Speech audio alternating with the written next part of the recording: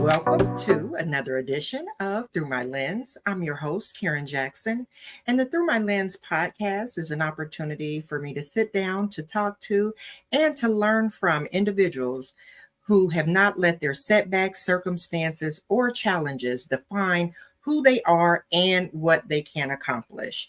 And I am excited today to have Mrs. Carol Brown. She is an author, she's a workshop facilitator, and she's a self love, self care lifestyle coach. And so we are so excited to have her to be a part of our special series that we're kicking off called Strength for the Struggle. So, Miss Carol, thank you so much for being here. Oh, thank you for inviting me. I'm always enjoy talking to you.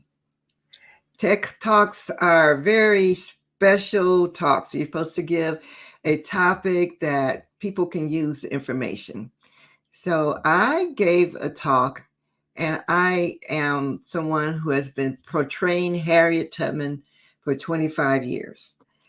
And so I opened up with Harriet talking about feeling free for the first time in her life. Can you imagine? After growing up as a slave, to feel free for her first time. But then I connected her story with my own story of finding myself in a situation of domestic violence. And this was pretty much of a shock to me. It was near the end of my 48-year marriage to one man. And it wasn't always that type of marriage. And so in the last 6 years of our marriage, it was a situation where I found that I was in a domestic violence relationship. And so I shared my story briefly. It's a 10-minute talk, and it is available on YouTube for anyone who'd like to see it. And my transformation out of that situation, once I made a decision, well, I got the help from the angels above. When I said, I need help, they said, get out. And I listened, and I got my family to support me, and I got out. And once I got out of that situation, I was able to regain my joy, found my joy, got back to my goals that I had set before then. That was to write the book about girls, teaching girls self-love, this particular book right here. So the Harriet Tubman Way, an inspirational guide to self-love, empowerment, and legendary leadership for girls. I couldn't write this book until I left that situation, because it's all about teaching joy, appreciating yourself, where you are, finding your strengths and courage. I wasn't living that. And anyone living in a domestic violence situation or something like that are not living their full joy in life. They're not tapping into their self-love. Because when you're in self-love, you care enough for yourself not to stay in a situation where someone is harming you, even is it verbally or physically, spiritually. You're not in a good place. So I gave a rendition of Harriet, transforming out of that situation to being transform into like a butterfly. And so I try to do that, and that's sort of put in a way that people can understand the meaning of what transformation was for me. Wow, that is an awesome story and testimony. And what I you talked about regaining your joy. You had to, somewhere there, it had to be some resilience that you said, my life can't just stop here, right? So what advice would you give to someone else who may be struggling with an abusive situation, regardless of whether it's physical or verbal? What would be the thing that you would tell them as a way to stay resilient and to embrace that self-love that you were speaking about? Well, first of all, people sometimes, I know in my case, I don't know why, but the victim seems to feel a little shame, and they don't necessarily share it with other people. But if I say, if this was someone you loved, a friend, a relative that you found in that type of situation, you would want to help them get out of it. Right. And so when it comes to ourselves, we got to realize we have to make the decision to change our lives. And so deep down inside, we have the love, the strength of God within us. And that is what we have to draw from, to know that we are worthy of living in joy, peace, harmony. And until you decide that you've had enough, then you're gonna, you just can't maintain your life in that situation. Sometimes horrible endings happen when you don't take your life in your own hands. Basically, is what it is. You take your life in your own hands. You make the decision. You reach out for help, because quite often we can't do it ourselves. And help could be someone helping you get out of the house. It could be a phone call for a victim support line. Whatever you need to do, you find a way to get out. That's the key. And so that is so true. And the safety is first, right? Safety first. Yes. Absolutely, at all costs. So let's switch gears a little bit and talk to me a little bit about where this love for the Harriet Tubman story and how you have kind of incorporated that into your own personal story, and also a way to empower other young women and women in general. Okay. Well, Harriet Tubman, all of us today have been learning about her since we were in grade school, but we generally just learn a little bit about her, about the Underground Railroad, and maybe a little bit more these days. But when in school, wasn't that much time spent on Harriet Tubman. So I used to work at the VA hospital here in Seattle area, and I was on special committees like the Equal Opportunity Committee, representing the African American employees. And part of my duties was Black History Month. And one year, about 1998, something like that, I saw the movie with Cicely Tyson portraying Harriet Tubman, and that sparked my interest to research her. And I found out so much more about her. I happened to be in Toastmasters International Club, Speaking Club, and studying storytelling.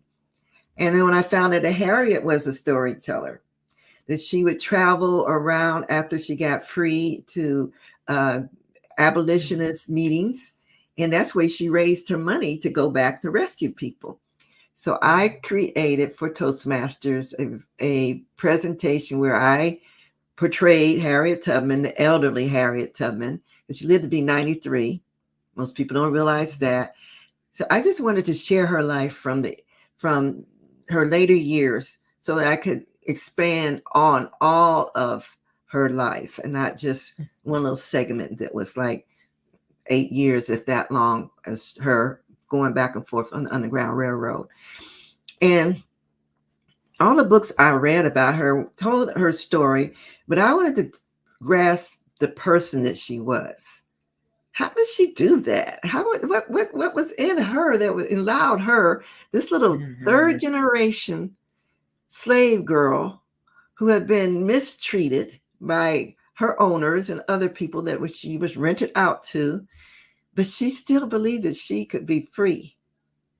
She believed it so much that it came to her reality that she was one day able to be free. That's self-love. But that self-love also expands outward till she loved her family, and all the colored people back then were her family, everyone around. So when she went back for her family, but anybody else who wanted to go and be free. Now, years ago, they said she rescued 300 people in 19 trips. Reality is more like 70 people and 13 trips. But I asked people, how many times would you go back? How many Talk times we about go back? resilience. Yeah, yeah, definitely. So Harriet Tubman, to me, represents someone who um, we all can learn from her. Things like these are chapters in my book: sense of humor, being a team player, knowing how to network. And the Underground Railroad was the ultimate network system, right? Exactly. Right. How to work, how to manage your money. And you think about manage your money. Harriet Tubman, she didn't have any money. Harriet Tubman was smart. Even when she was a slave, she found out as an adult, her owner rented her out. That started as a child, but when she was rented out to work for someone else, well, she put in so many hours and her owner would get paid. But if she worked overtime, she got the money. And so she Mhm. was able to start making money and saving it up for her freedom. And once she was free, she did all kinds of work to save up her money to go back and help someone else into a new life by being free. So that she's quite a Mhm. person to teach about. And I love sharing her stories. Absolutely. That's just remarkable. And made me go back to the whole idea of what you talked about self-love and self-care, because I would think that Harriet would have had a real serious regimen of self-care to be in this underground situation and to still be able to keep coming back and keep rescuing people.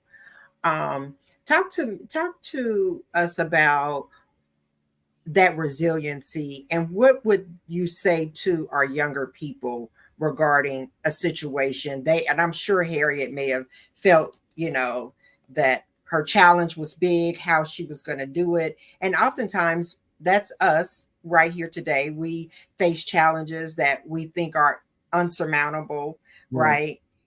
But it is possible if we believe and have some of the same belief system that Harriet had.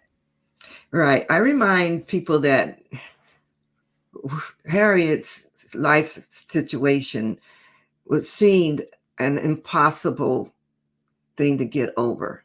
You know, Mhm. slave, no money, no education, no freedom. We come today with so much more, and our children today are so blessed.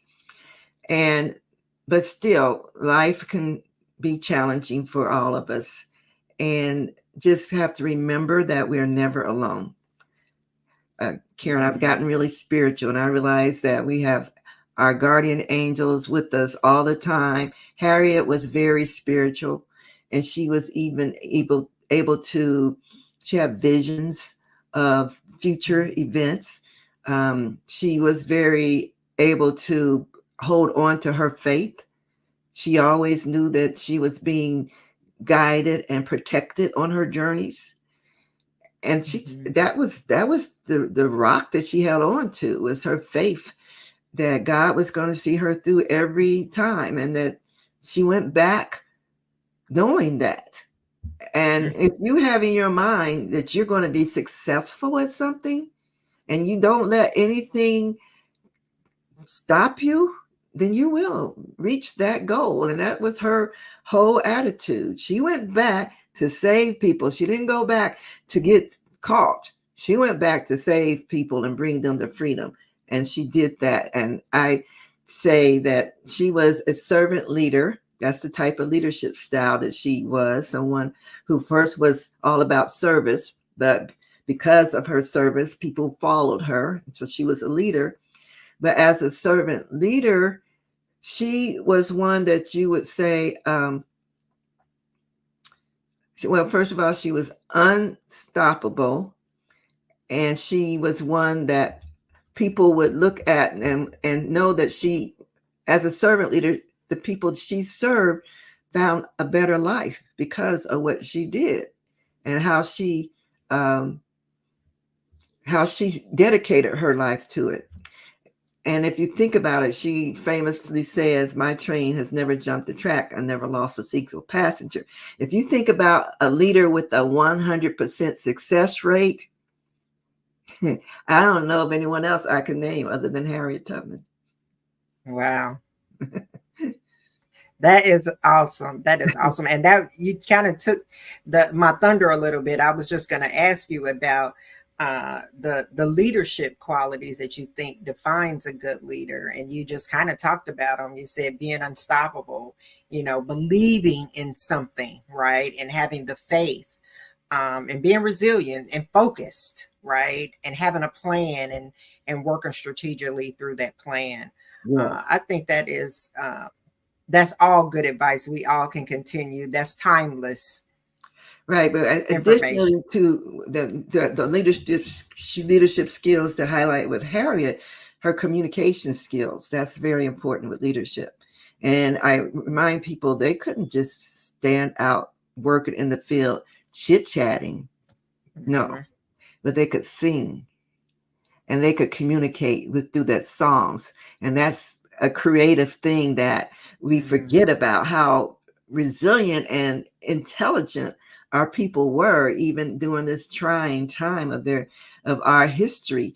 And we still have that spirit of the leader that has been part of who we are and always have been. And so her commitment to people, her willing to volunteer to do the job that needed to be done. In the Civil War, she was a scout, she was a nurse, she was a spy. She was the first woman in this country to lead a gun raid and was successful. So she had so many things that we can learn from. One of my chapters in my first book, which is Harriet, is the 30 Lessons in Love, Leadership, and Legacy from Harriet Tubman, is on the job training.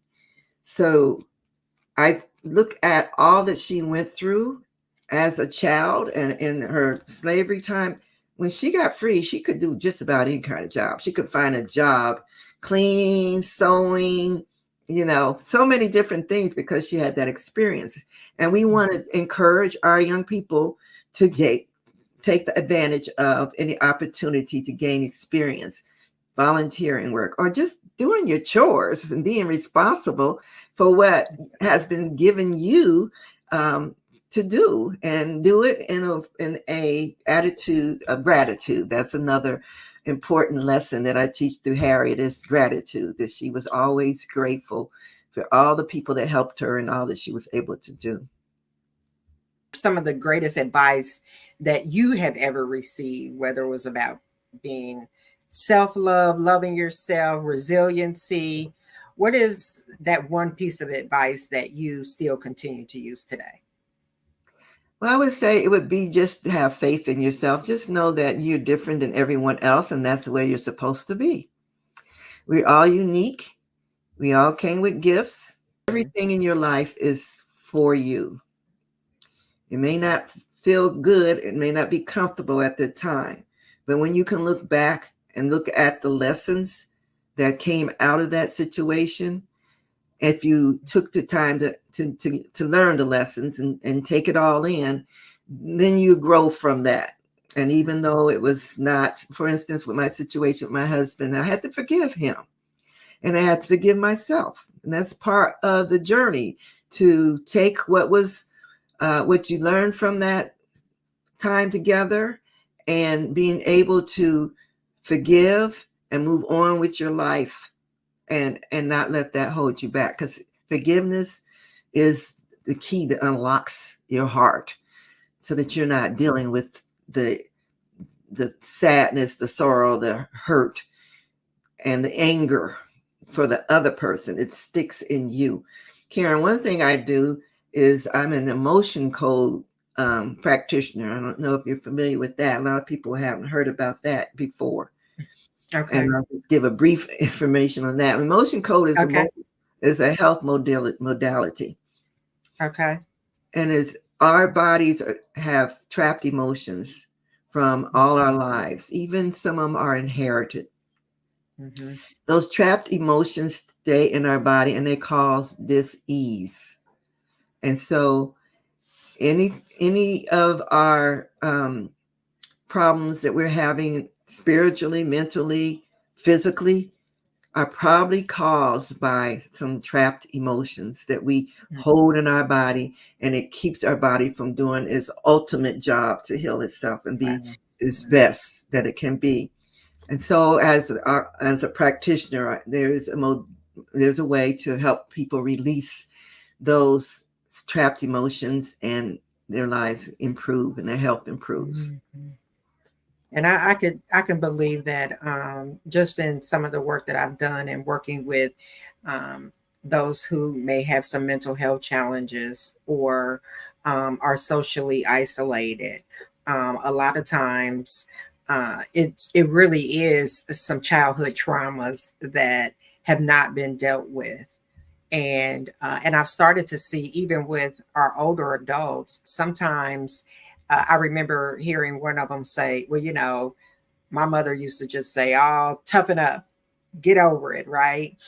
And so now it's like, well, I've lived with this trauma, I've lived with this disease in my body, and I've just learned to cope with it, right? Instead of really being healed and being that free spot that you were talking about. It really does take courage of all of us to look at ourselves in the mirror and to address those hurting areas, because they do come out in Yeah. different ways. Right, right. And some of the emotions don't come out, and they come out in areas of the body like ache or pain. Mhm. Those are expressions of those trapped emotions as well. But the beauty of the emotion code is that it is not really taking you back to relive those situations. It's Okay. only it's connecting with your subconscious and asking, is this type, is there some emotions that are causing their headaches? And if so, Mhm. let's find them. And what I do in my coaching with on a one-on-one with women or children, men too, but my clientele is mostly older women and girls. So I'm trying to connect the grandmothers and their granddaughters and bringing them closer together through self-love, self-care, and just finding the ways that we are alike. You know, Mhm. I mean, it may be many, many years between us, but we older women went through that same period of life. And so we do have wisdom to share. And so I want to help them be able to connect with their granddaughters or girls that they want to connect with. And that's why I use my curriculum from my book to start the conversation, give them something to talk about, to open up the discussions. Okay. Well, I know that you're going to give those grandmothers and daughters and granddaughters an opportunity to come together next month, October 12th, from 2 to 5 in your webinar. Tell us a little bit about that, and we'll definitely put the link to registering in the link of this video. But tell us a little bit about what can we expect on October 12th. October 12th. Okay, it's 2 o'clock Eastern time, and that is 11 o'clock Pacific time. It's 3 hours and it's interactive. It will be on Zoom. And we are going to have some fun, Karen. I want people to come with the idea that I want to give some tools that the grandmothers can use to open up the discussion. We may have some fun games, some ways that we can see that grandma does know a little bit of wisdom, but grandma can learn from granddaughter too on some of the Absolutely. terminology and things that are going on in their lives. And so we will Absolutely. have some breakout sessions. We will hear some great presentations and just have some quality time together so that we can in, continue on that same path of self-love, self-care, and sharing our lives with each other, and sharing the love that we have for each other and helping our young people. It helps the young people, but it also helps the grandmothers too, in a way that when you're more you have something to do. You know, if you have something to live for, you have a purpose in life, you're active in a community, you are, we're going to talk about, since I'm a dietitian, we're going to talk about eating healthy and how lifestyle can help chronic health problems that the grandmother may have, but also break the chain of these family health problems that we tend to pass down because we pass down the same habits. Breaking that chain and getting new knowledge so that we can move that out of the pattern of life that we want to, our legacy. We don't want to leave the legacy of illness. We want to leave the legacy of positivity and joy and happiness and peace. Absolutely, absolutely. And that was so well said. Thank you. So I want to, so we'll definitely put that information in so people can be aware of that webinar that's coming up again on October 12th from 2 to 5. But I want to wrap up and ask you a question that I try to ask most of my guests. Based on what you know now, what would you tell your younger 12-year-old? My 12-year-old self? Well, actually, a 12-year-old, that's about what, 7th grade? Yeah, about like that. Interesting enough, in the 7th grade, I had to do a interview for occupation, some type of occupation. And I went to interview a dietitian. And that's where my career was. So I would say to myself, you're on the right track. Know that you are also someone who can teach. And in this role as a dietitian, you're going to have opportunity to do a lot of things that you enjoy doing and working with people and enjoying people. But just remember to have fun. Always have joy in your life. And if your joy ever gets to be someone's trying to take your joy away, then back off from that person, because your joy is very important for you to be who you came to be in this world. Well, that is awesome. And what better way to wrap that up? And I think that's Can I add one perfect thing? Sure, One absolutely. thing I forgot. So I do have a TV show, right? Okay. Yes. I can't leave that out. No, you can't.